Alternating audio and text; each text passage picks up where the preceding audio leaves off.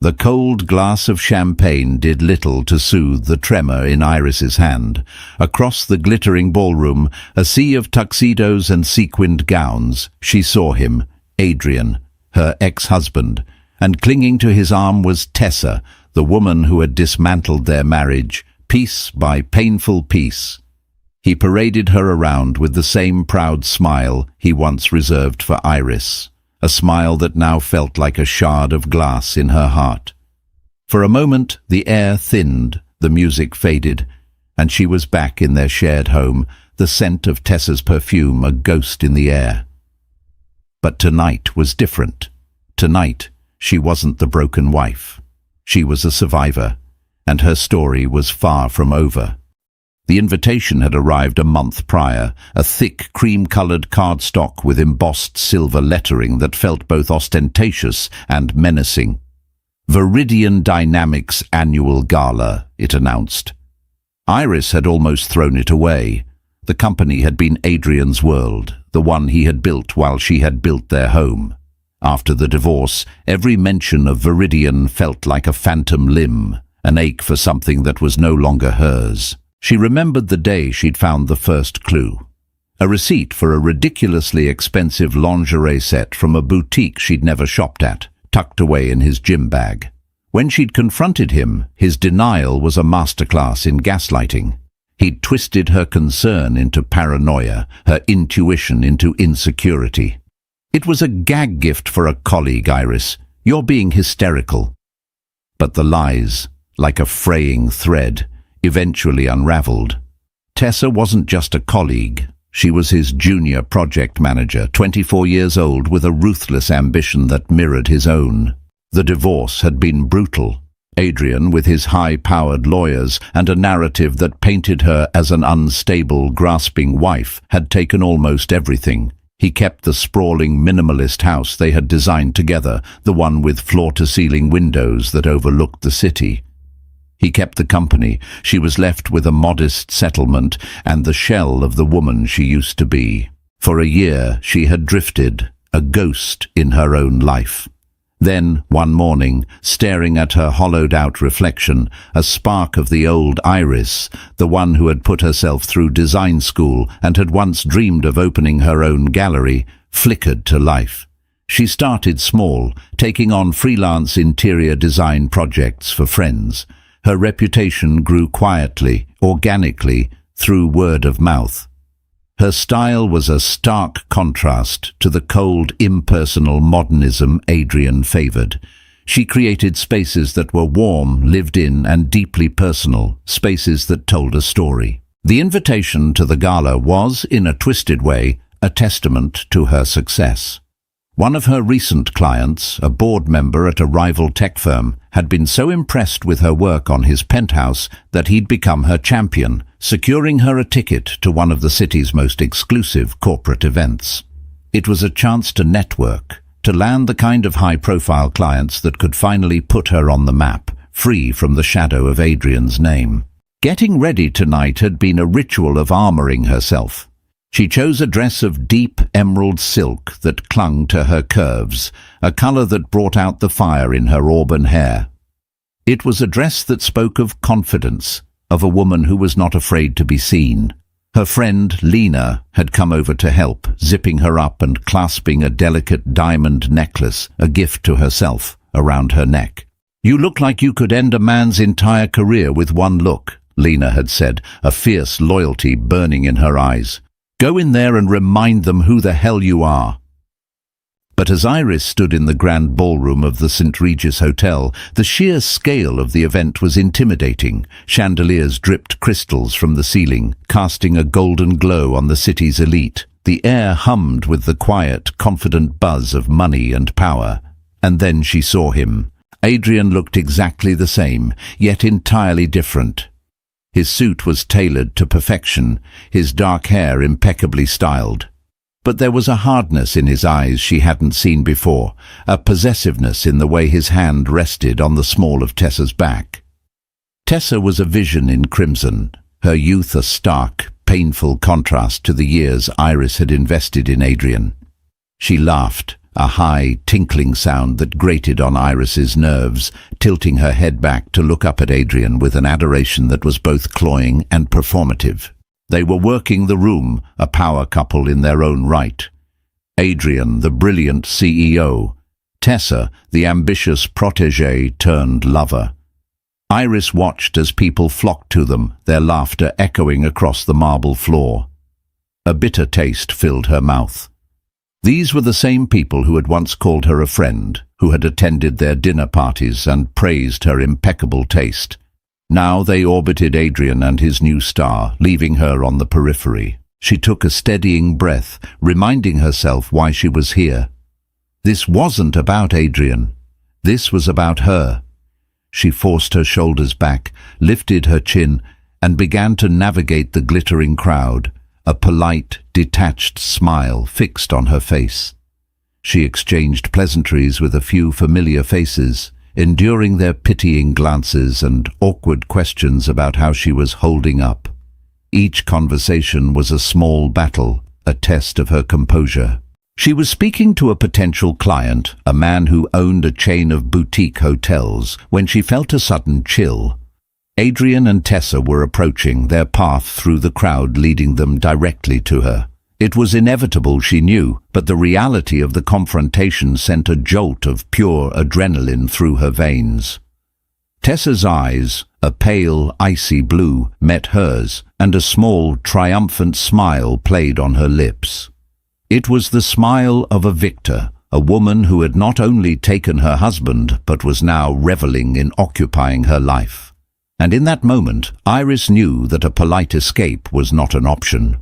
The battle she had been preparing for was about to begin. Adrian adjusted his bow tie, the silk feeling unusually tight against his throat. He hated these events, the forced smiles, the vacuous conversations, the constant, draining performance of being Adrian Kincaid, CEO of Viridian Dynamics. It was a role he played well, a mask he had perfected over the years, but tonight it felt heavier than usual. Beside him, Tessa was radiant, a vibrant slash of red against the muted tones of the ballroom.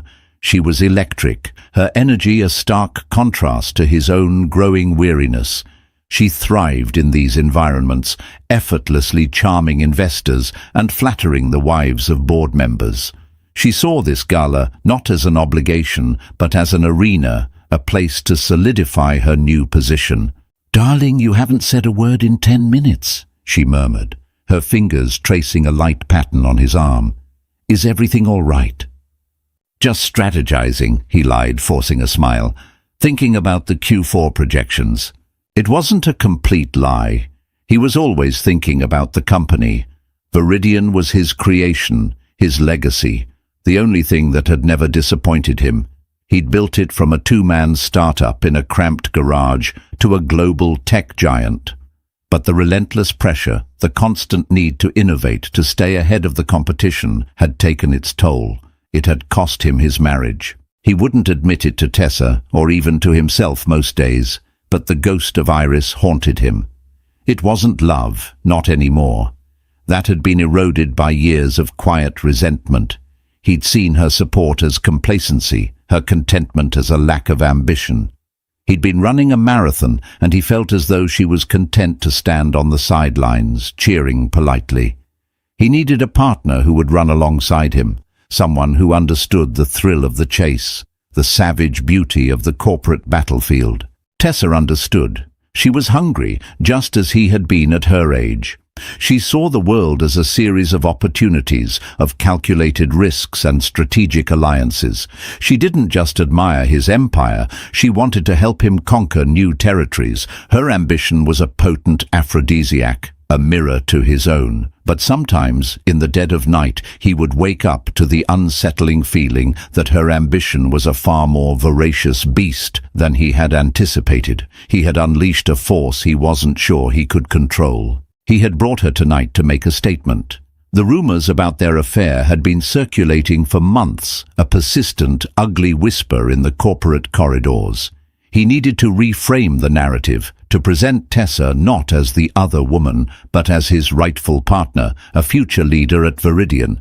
It was a power play, a calculated move to quell the gossip and solidify his own authority. But as he scanned the crowd, a knot of anxiety tightened in his stomach. He was looking for Iris. He had heard she was coming. His CFO had mentioned it in passing, a casual remark about her new interior design business and her connection to a board member from a rival firm. The news had unsettled him more than he cared to admit. He had expected her to fade away, to retreat back to the quiet suburban life she had always claimed to want. He had not expected her to re-emerge in his world, on his turf. "There's Arthur Vance," Tessa said, her voice pulling him from his thoughts. "We should go say hello. I heard he's looking to divest from his current logistics partner." "In a minute," Adrian said, his eyes still scanning the room. And then he saw her. She was standing by the champagne fountain, dressed in a shade of green that made her look like a queen from some ancient mythical land. She was more beautiful than he remembered, but it was a different kind of beauty. The softness was gone, replaced by a sleek, polished strength. There was a confidence in her posture, a self-possession that was entirely new. This was not the woman who had wept in their therapist's office. This was someone else. A strange, unwelcome mix of emotions washed over him. Anger, regret, and a flicker of something that felt dangerously like pride. He had created this woman, hadn't he? He had shattered her, and she had rebuilt herself from the pieces, stronger and more formidable than before. "Adrian, what is it?" Tessa asked, her voice sharp with impatience. She followed his gaze and her body stiffened. "Oh, she actually came."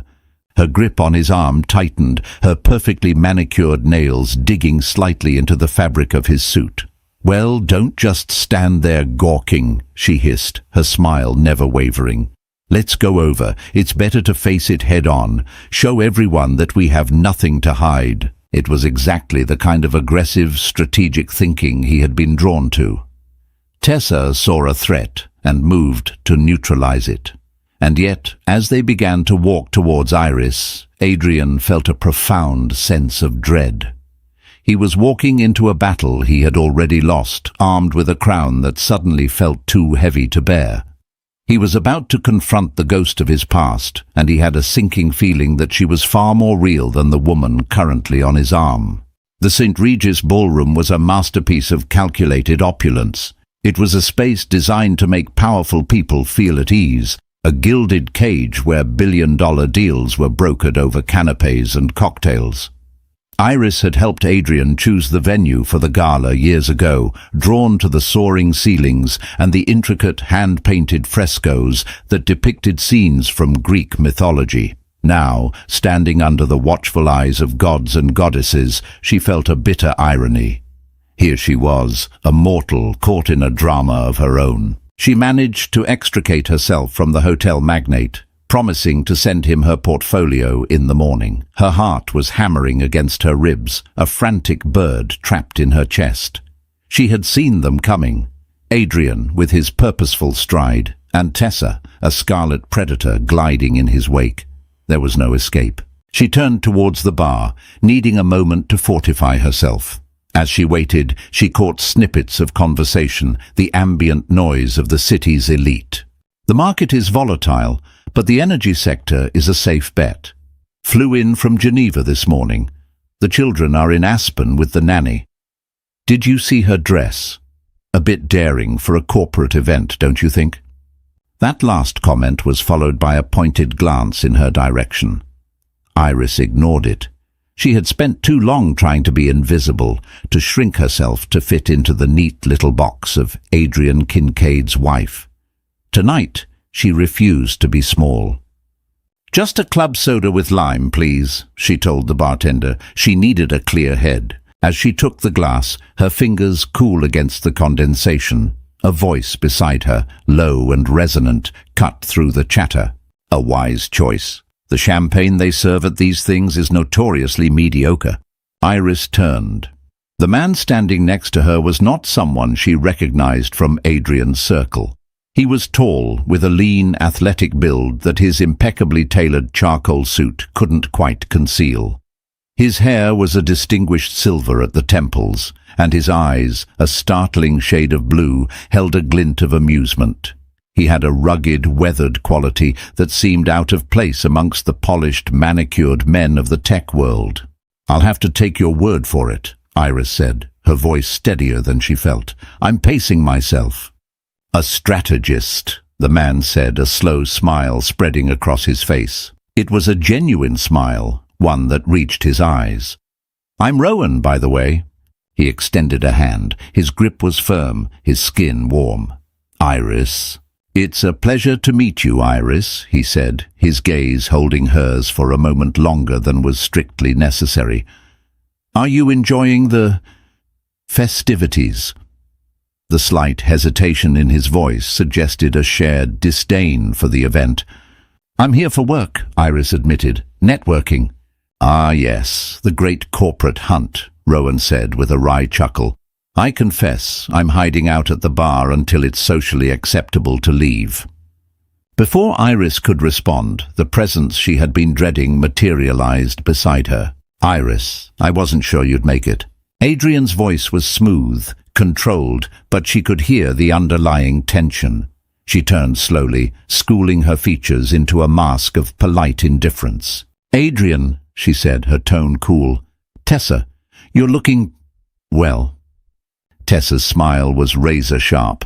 "Thank you, Iris. So are you. That's a lovely dress.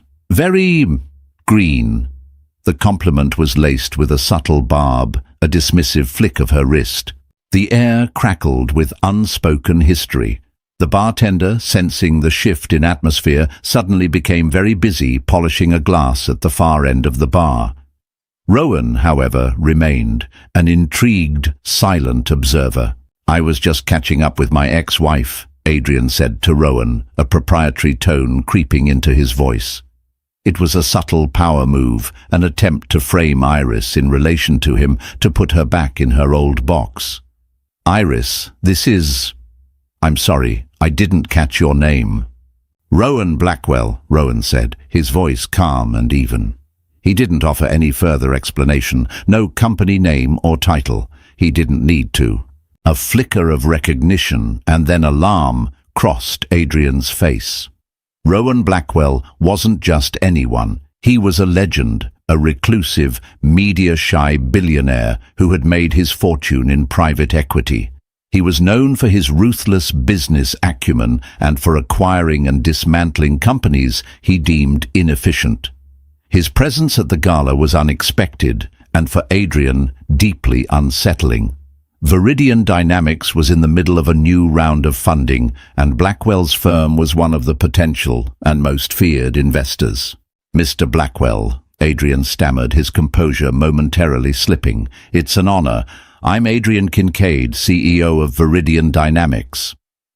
"I know who you are," Rowan said, his gaze shifting from Adrian to Iris. There was a subtle, almost imperceptible message in that look, a silent alignment.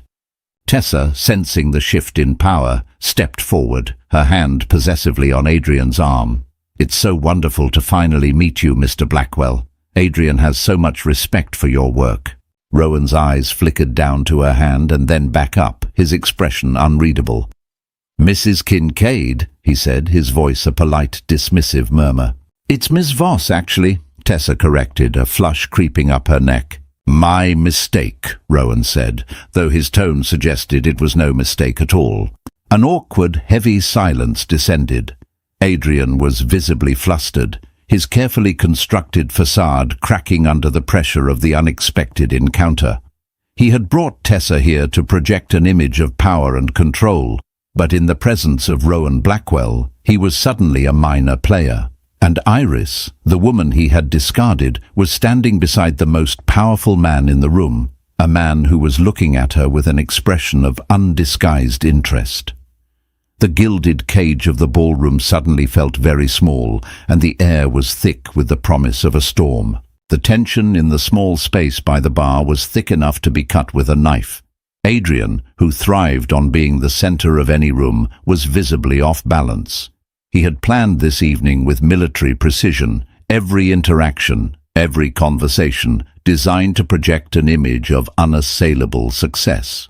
Rowan Blackwell's presence and his apparent familiarity with Iris was a variable he had not accounted for. "Well," Adrian said, attempting to reclaim control of the situation, "we should let you two catch up.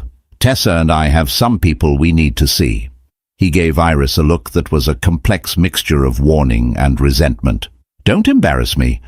But Tessa wasn't ready to retreat. She saw Iris's proximity to Blackwell as a challenge. "Actually, darling," she said, her voice syrupy sweet, "I was hoping to ask Iris a question." She turned her full attention to Iris, her blue eyes cold and calculating. "I've been meaning to reach out. We're thinking of redecorating the house, and I know how much effort you put into it. I was wondering if you could recommend a good painter. The grey you chose for the master bedroom is just so dreary. We want something with a bit more life." It was a declaration of war, disguised as a domestic inquiry. Every word was a carefully chosen weapon. "The house is mine now. The bedroom is mine now. Your taste is dreary. You are dreary." She was marking her territory, trying to reduce Iris to a mere footnote in the history of the house, in the history of Adrian's life. Iris felt a hot surge of anger, but she met it with an icy calm. She thought of the countless hours she had spent choosing that specific shade of grey, a calming, sophisticated colour called winter sky. She and Adrian had painted the room together one weekend, laughing as they splattered paint on each other's faces. The memory was now tainted, desecrated by the image of Tessa in her bed. She held Tessa's gaze, refusing to look away. "I'm afraid I can't help you," she said, her voice even. "My contacts are exclusively for my clients, and my client list is curated for those who appreciate subtlety and taste. I'm not sure your aesthetic would be a good fit." A collective intake of breath seemed to ripple through the people nearby who were pretending not to listen. It was a direct hit, a perfectly executed counterattack. Iris had not only insulted Tessa's taste, but had also subtly positioned her own work as exclusive and high-end, while dismissing Tessa as cheap and common. Tessa's face, for the first time, lost its composure. A flash of pure fury crossed her features before she masked it with a brittle smile. "I see. I suppose I'll have to find someone on my own." Adrian, sensing that the exchange was not going in their favor, stepped in. "Tessa, let's go," he said, his voice firm. He put a hand on her back, attempting to steer her away. But Tessa shook him off. She wasn't finished. She turned to Rowan, her voice dripping with faux concern. "You have to be careful who you associate with, Mr. Blackwell. Some people have a hard time letting go of the past. It can get messy." It was a desperate, clumsy move, an attempt to poison the well and paint Iris as an unstable, bitter ex-wife. Before Iris could even process the audacity of the remark, Rowan Blackwell spoke, his voice dangerously quiet. "On the contrary, Ms. Voss," he said, his gaze fixed on Tessa, "I find that people who have endured the past often have the most interesting stories to tell. It's the ones who are desperate to rewrite it that you have to watch out for." He took a small step closer to Iris, a subtle but unmistakable gesture of alliance. "Iris was just telling me about her design firm. It sounds fascinating. In fact, I've been looking for someone to oversee the interiors for my new hotel in Santorini. Perhaps we could discuss it further." The world seemed to tilt on its axis. Adrian's jaw went slack. Tessa's face paled. The Santorini project was the most talked-about luxury development in the world. Landing that contract would not just put Iris on the map, it would launch her into the stratosphere. It was a career-defining, life-changing opportunity, and Rowan Blackwell had just dangled it in front of her, in front of them, with a casualness that was breathtaking. He had not just defended her, he had elevated her. He had seen Tessa's petty, vindictive attack and had countered it with a move of such overwhelming power and grace that it left her speechless. He had unveiled Tessa's character for all to see, exposing her as a small, insecure woman grasping for a status she hadn't earned. Iris looked at Rowan, a silent question in her eyes. Was this real? Was he serious? He gave her a slight, almost imperceptible nod, a look of reassurance, and in that moment, something shifted inside Iris. The last vestiges of the broken, grieving wife fell away, replaced by a surge of exhilarating, terrifying hope. She was no longer a victim in their drama. She was a player, and the game had just changed. The air by the bar was thick with the fallout from Rowan's bombshell announcement. Onlookers who had been feigning disinterest were now openly staring, their expressions a mixture of shock and glee.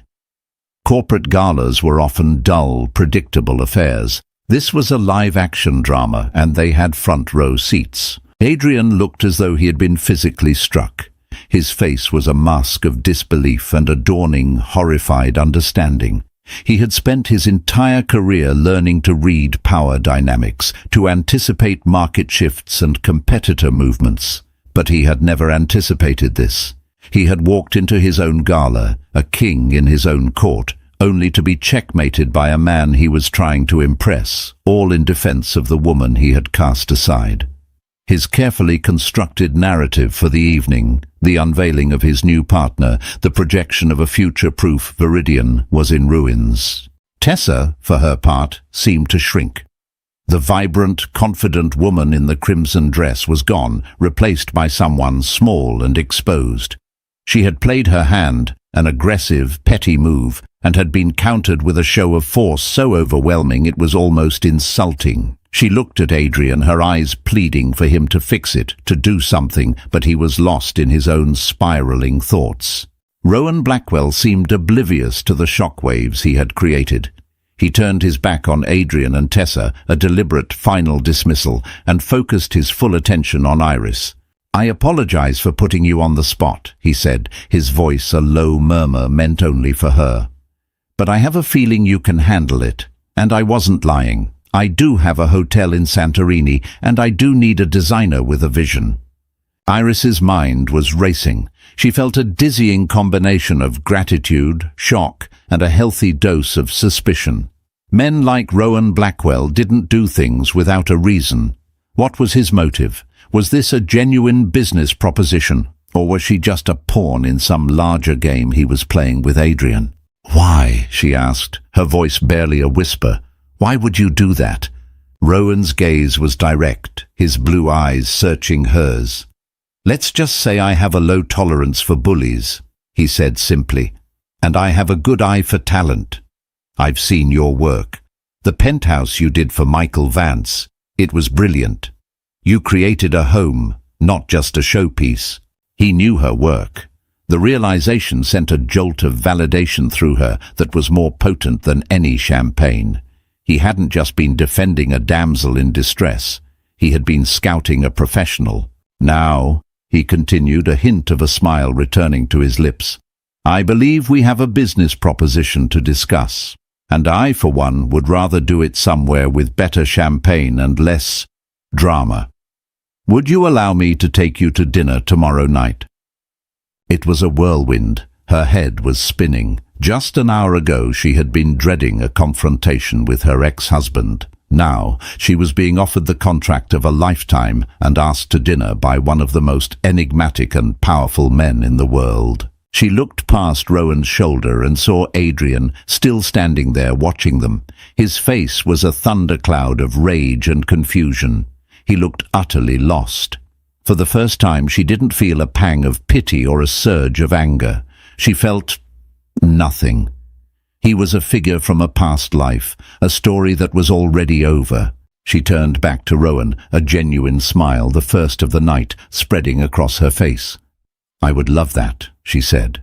"Excellent," Rowan said. He glanced around the now buzzing ballroom.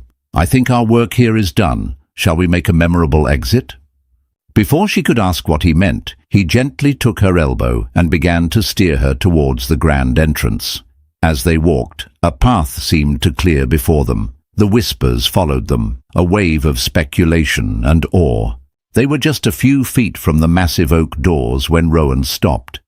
He turned to face her, his hands coming up to gently cup her face.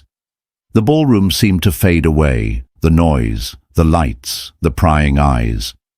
There was only the intensity of his gaze. to new beginnings," he murmured.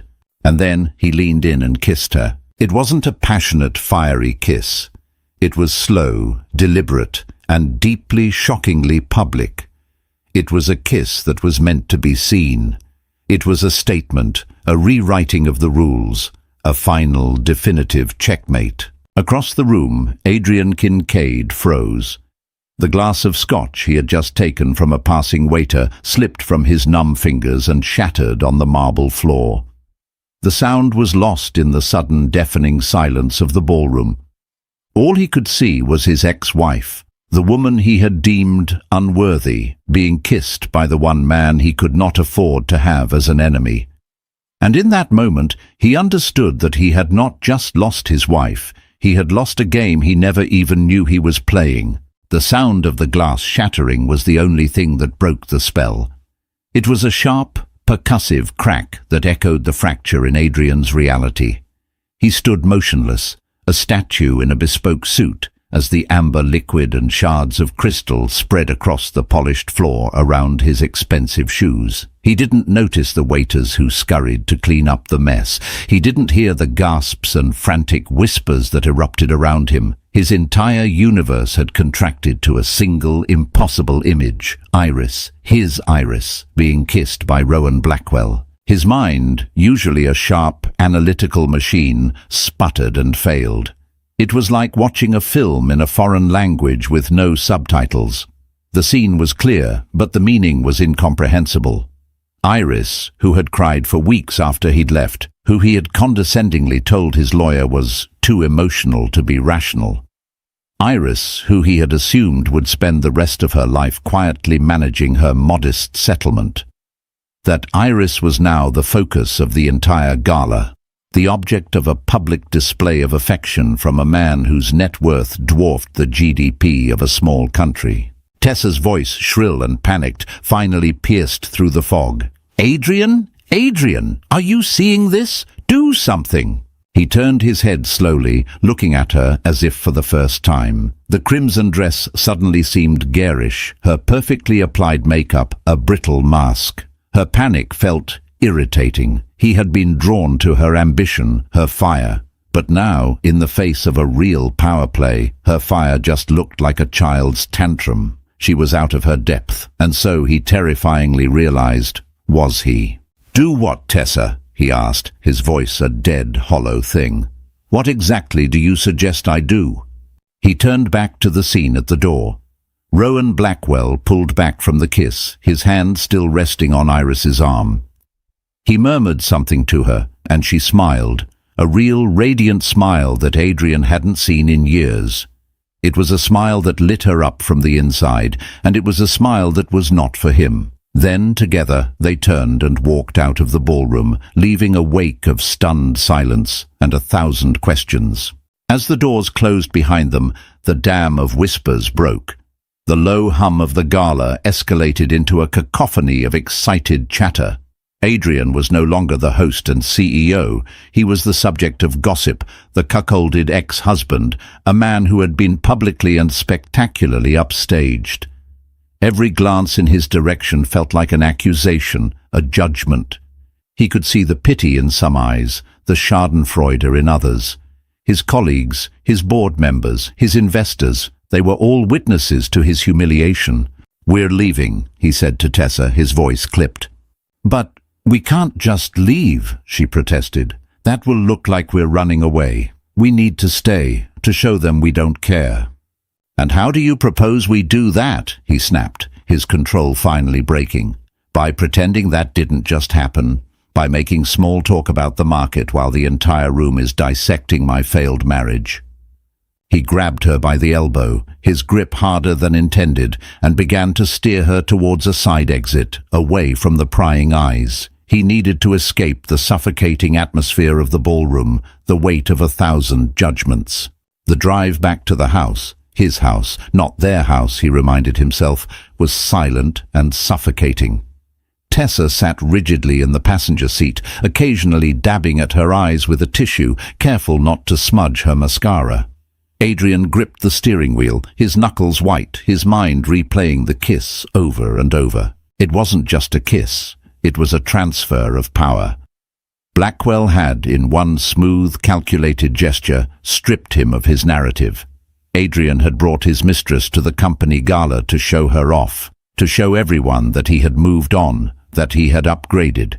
He had intended to be the victor, the one who had gotten away with it all. Instead, Blackwell had positioned Iris as the prize, a woman of value, of talent, a woman worthy of a billionaire's attention. And in doing so, he had framed Adrian as the fool who had let her go. When they arrived at the house, Tessa finally broke the silence. "This is all your fault," she said, her voice trembling with a mixture of anger and fear. "You told me she was no one, a nobody. You told me she wouldn't be a problem." "She wasn't a problem," Adrian retorted, slamming the car door. "Rowan Blackwell is the problem." "And why is he a problem for you?" she shot back, following him into the cold, cavernous foyer. "Because he's interested in her." "What is it about her, Adrian? Even now, after everything, what is it that I don't have?" It was a question he couldn't answer. He looked around the vast, minimalist space that Tessa had been so eager to redecorate. The dreary grey walls, the carefully chosen art, the furniture that he and Iris had spent weekends hunting for in antique shops. He had thought of it as just stuff, things he had acquired. But now he saw Iris's touch everywhere. He saw the life, the warmth that had been systematically erased and replaced with something cold and sterile. He had traded a home for a showpiece. He had traded a partner for a protégé. He had made a series of calculated decisions based on ambition and ego, and it had all led to this moment of profound, shattering loss. He had not only lost Iris, he had lost control. And for a man like Adrian Kincaid, losing control was a fate worse than death. He sank onto a designer sofa that offered no comfort, the weight of his miscalculations crushing him. The king was in his castle, but the walls were closing in. The morning after the gala, the city's financial and social circles were buzzing. The kiss was the talk of every boardroom, every exclusive brunch spot. It wasn't just gossip, it was a market-moving event. Rowan Blackwell did nothing by accident. His public display of interest in Iris Calder was interpreted as a signal, a move on the corporate chessboard, and everyone was scrambling to figure out what it meant. For Iris, the day was a surreal blur. Her phone had been ringing off the hook since 7 a.m. Old friends who hadn't spoken to her in years were suddenly reaching out. Potential clients who had been non-committal were now desperate to book a consultation. A major design magazine wanted to feature her in their next issue. The Santorini project wasn't even a certainty yet, but the mere association with Rowan Blackwell had given her a level of credibility she had previously only dreamed of. She sat in her small, sunlit apartment, a space that was a true reflection of her, filled with books, art, and comfortable, mismatched furniture. It was a world away from the cold, museum-like house she had shared with Adrian. She felt a profound sense of whiplash. Last night, she had been David walking into a den of Goliaths. Today, she was the one with the slingshot. Her dinner with Rowan was scheduled for that evening. She was nervous, but it was a different kind of nervousness than she had felt before the gala. It was the anxiety of opportunity, not of dread. She spent the day researching him, trying to understand the man who had so dramatically intervened in her life. He was a paradox, a ruthless businessman who was also a major philanthropist, a recluse who had just made the most public statement imaginable. His motives were still a mystery, and she knew she had to tread carefully. Meanwhile, at the gleaming headquarters of Viridian Dynamics, Adrian was in crisis mode. His company's stock had taken a small but noticeable dip in pre-market trading. The rumor mill was in overdrive. Was Blackwell planning a hostile takeover? Was his interest in Iris a way to get inside information, to exploit a personal vulnerability? Adrian's board members were calling, demanding answers he didn't have. He had a scheduled meeting with Blackwell's firm in 2 weeks to discuss the funding round. What was supposed to be a standard pitch had now become a high-stakes showdown. He felt exposed, vulnerable, his personal life tangled up with his professional fate in a way he had never imagined. His day was made worse by Tessa. She had shown up to the office wearing a defiantly bright yellow dress, her demeanor a brittle imitation of confidence. She was overcompensating, trying too hard to act as if nothing had happened. She rearranged the photos on his desk, replacing a picture of his parents with one of the two of them in Paris. She called him darling in front of his executive assistant. Her every move was a desperate attempt to reassert her claim on him, and it was suffocating. "We need to issue a statement," she said, pacing his office. "A joint one, announcing our engagement. That will show them, it will show her, that we're solid, that last night was nothing." Adrian looked at her frantic, grasping energy, and felt a wave of revulsion. An engagement, a marriage. He had just escaped one. The thought of entering another, this time with a woman who saw it as a strategic move in a PR war, was nauseating. "No," he said, his voice flat. "We're not doing that." "Why not?" she demanded. "Are you ashamed of me, after everything I've done for you, for this company?" "What you've done," he said, the words tasting like acid, "is escalate a situation that required finesse. You walked up to my ex-wife and picked a fight in front of the one man I cannot afford to alienate. This isn't a game, Tessa." "I was defending us," she cried. "You were marking your territory," he shot back, "and in doing so, you made us both look cheap and insecure. Blackwell saw it. Everyone saw it." The argument escalated, their voices rising in the soundproofed office. It was the first real fight of their relationship, and it was ugly, stripping away the veneer of shared ambition to reveal the raw, selfish motives beneath. Adrian saw her not as a partner, but as a liability, and Tessa, in his cold dismissal, saw the precariousness of her position, a position based not on love, but on a proximity to power that was now under threat. The ripple effect of that single kiss was spreading, destabilizing everything Adrian had built. It was forcing him to confront the choices he had made, the true cost of his ambition. He had believed he could control the narrative, that he could simply replace one wife with a newer model, like upgrading a piece of software. He had failed to understand that people were not assets to be managed. They were complex, unpredictable, and they had the power to write their own stories. And as he prepared for the most important meeting of his career, he had the sinking feeling that he was no longer the author of his own fate. Iris and her mysterious billionaire benefactor were holding the pen. The restaurant Rowan chose was the kind of place that didn't have a sign. It was tucked away on a quiet cobblestone street, its entrance marked only by a single discreet lantern. Inside, the atmosphere was one of hushed intimacy. It was a place for quiet conversations, for secrets to be shared. Iris had chosen her outfit as carefully as she had for the gala, but with a different intention. Tonight was not about armor. She wore a simple, elegant black dress, her only jewelry the diamond necklace she had bought for herself. She wanted to meet Rowan not as a project or a pawn, but as herself. He was already there, seated at a secluded corner table. He stood as she approached, his smile genuine and welcoming. In the soft light of the restaurant, he looked less like a corporate titan and more like a ruggedly handsome explorer, his face etched with the lines of a life lived to the fullest. "Iris," he said, his voice a low, warm rumble, "you look beautiful." The compliment was simple, direct, and it made her feel a warmth that had nothing to do with the glass of wine the waiter was pouring. The conversation at first was light. They talked about art, about travel, about the city. Iris found herself relaxing, surprised by how easy he was to talk to. He was a brilliant listener, asking insightful questions about her work, her passion for creating spaces that felt like home.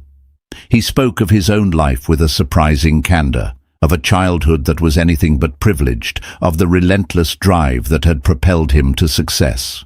"I learned early on," he said, his gaze intense, "that the world is divided into two types of people, those who build things and those who take things. I decided I wanted to be a builder." As the main course arrived, the conversation inevitably turned to the events of the previous night. I hope I didn't overstep, Rowan said, his expression serious. My intention was to help, not to complicate your life. You did both, Iris admitted with a small smile. My phone hasn't stopped ringing. I think I've been offered every design job in the city, and as for complicating things, Adrian isn't used to being on the back foot. Adrian Kincaid, Rowan said, swirling the wine in his glass, is a man who has had things his own way for too long. He's a brilliant innovator, I'll give him that. Viridian's core technology is revolutionary, but he's arrogant. He surrounds himself with people who tell him what he wants to hear. That's a dangerous way to run a company. It's a dangerous way to live a life. Here it was, the opening, the reason for the dinner, for the kiss, for the job offer. Is that why you're interested in Viridian? Iris asked, her voice even. Because you see a weakness? Rowan met her gaze directly. There was no subterfuge in his eyes. I'm interested in Viridian because its technology has the potential to change the world, but it's being mismanaged. Adrian is too focused on short-term gains, on appeasing shareholders. He's lost sight of the long-term vision. His company is vulnerable, and when things are vulnerable, people like me take notice. He paused, letting the weight of his words sink in. He's coming to me for funding in 2 weeks. He thinks it's a formality. He's wrong. I'm considering a different kind of investment, a controlling interest, a takeover. Iris's blood ran cold, a hostile takeover. It would destroy Adrian. It would be the end of the company he had poured his life into. A part of her, the wounded, betrayed part, felt a savage thrill at the thought. But another, deeper part, the part that remembered the young, idealistic man she had once loved, felt a pang of something akin to sorrow. What does this have to do with me? She asked, her voice quiet. You, Iris, Rowan said, leaning forward, are his blind spot, his Achilles heel. He underestimated you. He discarded you. He never imagined you would be in a position to affect his future. He's so consumed with what happened at the gala, with our association, that his focus is scattered. He'll come into that meeting emotional, defensive. He'll make mistakes, and I will be there to capitalize on them. The pieces clicked into place. The kiss, the job offer. It was all a beautifully orchestrated, ruthless strategy.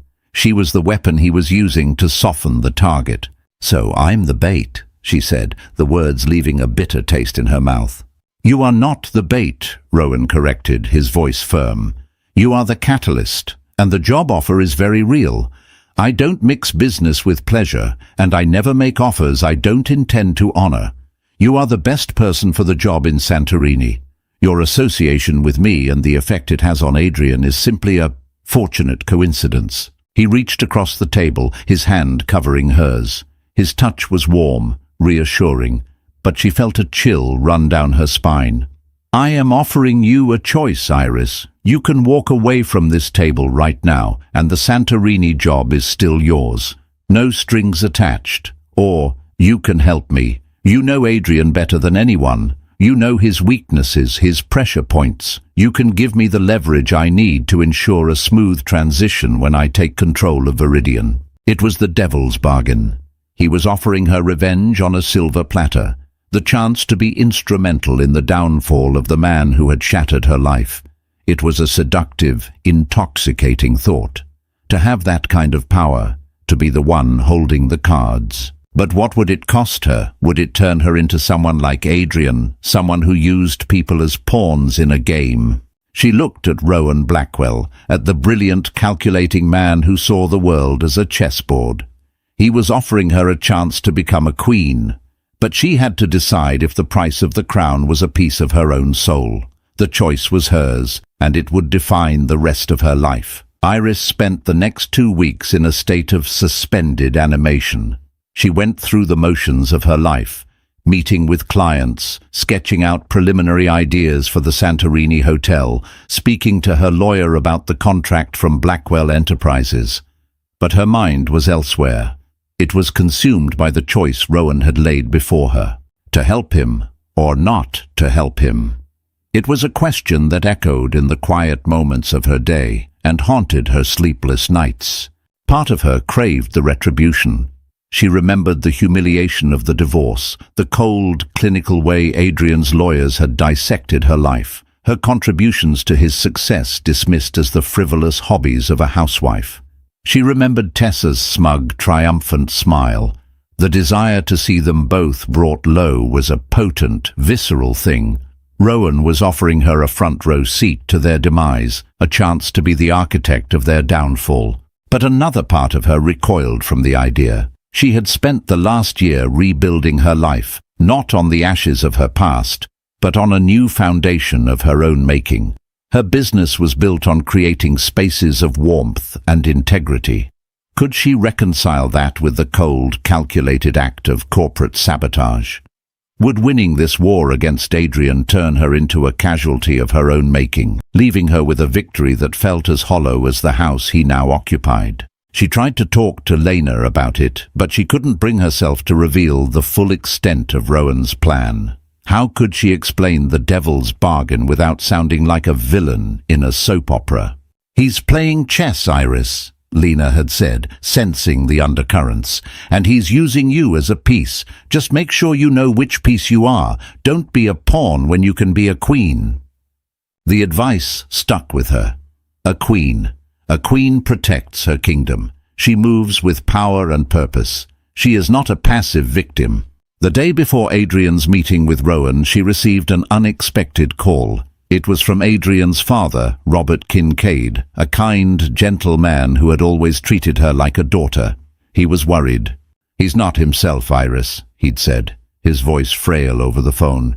"He's angry, distracted. He's going to lose everything he's worked for if he's not careful. I know it's not my place to ask, but he always listened to you." The call was a turning point.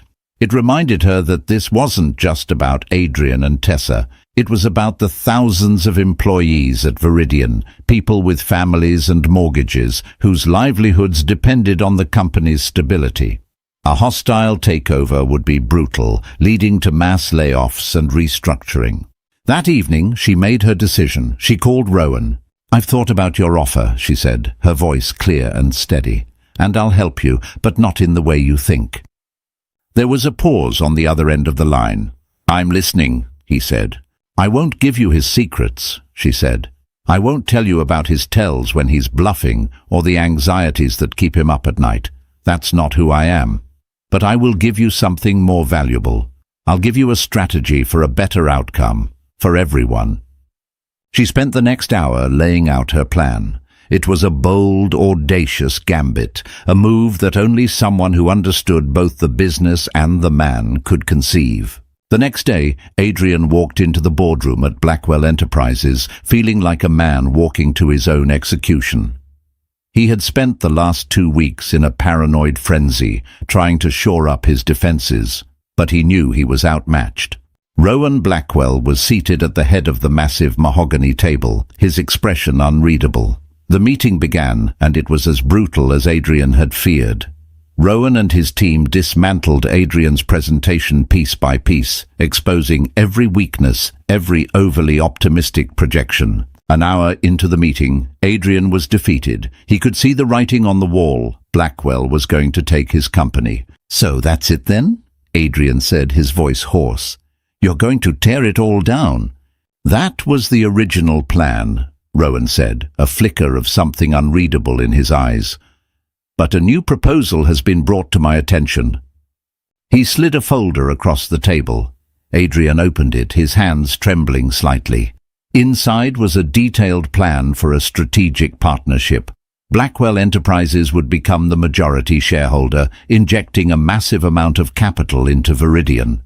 Adrian would remain as CEO, but his power would be checked by a new, independent board. The plan focused on long-term sustainable growth, on research and development, on employee retention. It was a plan to build, not to destroy. And at the end of the proposal was a single typed page outlining the conditions for the deal. The final condition made the blood drain from Adrian's face. The immediate termination of Tessa Voss for breach of professional conduct and actions detrimental to the company's reputation. It was Iris's move, her queen's gambit.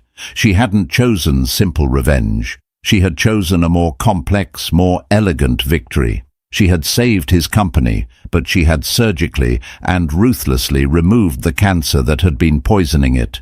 She had forced him to choose between his legacy and his mistress. Adrian looked up at Rowan, a dawning understanding on his face. He had been so focused on fighting a war that he hadn't realized the terms of the peace treaty were being written by the woman he had wronged. "This was her idea," he said, not as a question but as a statement. Rowan simply nodded. She believed that the man who built Viridian was still in there somewhere. She was willing to bet on him. "The question is, Mr. Kincaid, are you willing to bet on yourself?" Adrian was left with a choice. He could refuse, his pride wounded, and watch his empire crumble. Or he could accept, swallowing the bitter pill of his own humiliation and save the one thing he had ever truly loved. In the end, it wasn't a choice at all. He had been outplayed, outmaneuvered, and ultimately saved from himself. The Queen had taken the king, not by force, but by a strategy so brilliant, so unexpected, that all he could do was concede the game. He picked up a pen and signed the agreement, the stroke of the ink feeling like both a surrender and a second chance. Thank you for watching this story unfold. We hope you were on the edge of your seat through every twist and turn of Iris's journey from betrayal to triumph. If you felt her pain, cheered for her comeback, and were shocked by the final move, let us know in the comments below. What do you think will happen next for Iris, Adrian, and Rowan? Your engagement helps us create more stories like this one. If you enjoyed this video, please give it a thumbs up, share it with a friend who loves a good drama, and don't forget to subscribe to the channel and hit the notification bell so you never miss an update. We have many more tales of love, loss, and redemption coming your way, and we can't wait to share them with you. Thanks for being a part of our community.